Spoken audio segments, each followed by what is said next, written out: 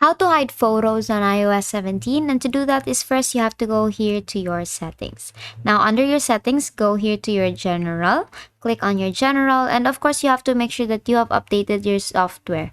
And you have to click on software update here and make sure that you are now in the current new updated version.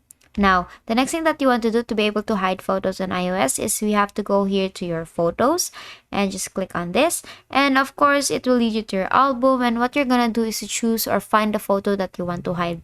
So for example, this photo here, let's say I want to hide this photo. Click on this photo, and then on the upper right, you'll see the three dots here. Click on the three dots and you will see hide. Click on hide, and then it will say that this photo will be hidden but can be found in the hidden album.